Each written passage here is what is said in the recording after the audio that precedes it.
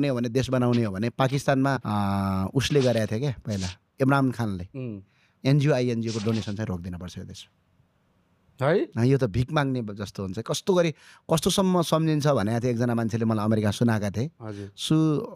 पहिला नेपालको कस्तो शान थियो भने जस्तो नेपालको राजा जान्थ्यो अमेरिका, त्यहाँको राष्ट्रपतिले पुरा न्युयोर्क डिसीहरू छुट्टी दिएर अहिले पनि भिडियो हेर्न सकिन्छ नि, बाटोमा पुरा स्वागत गर्थ्यो, सलाम हान्थ्यो, राष्ट्रपति एयरपोर्टमा गएर स्वागत गर्थ्यो, अमेरिका छुट्टी दिन्थ्यो होइन, रात्रि भोज दिन्थ्यो, दिवा भोज दिन्थ्यो। अब संसारकै सबभन्दा खतरा तपाईँको होइन विश्वविद्यालय हार्वर्डमासम्म सम्बोधन गर्न दिन्थ्यो।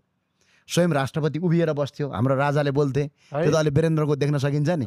महेन्द्रकोमा त पुरा डिसीको सडकभरि नेपाली झन्डा राखेको थियो नि त, सब जनता सडकमा आएको थिए। अब त्यसो गर्दाखेरि त त्यहाँ अमेरिकाभरि प्रचार भन्दै को आउँदैछ, नेपाल नरेश आउँदैछ, नेपालको किङ आउँदैछ, कति नेपालीको छाती फुल्थ्यो होइन। अनि नेपालीलाई के गर्थे त्यतिखेर सम्मान गर्थे। अब अहिले केपी ओली गयो भने अझ जानुभयो होटलमा 7 दिन बन्दक बन्नुभयो, अनि एउटा राष्ट्रपतिलाई भेट्न 7 दिन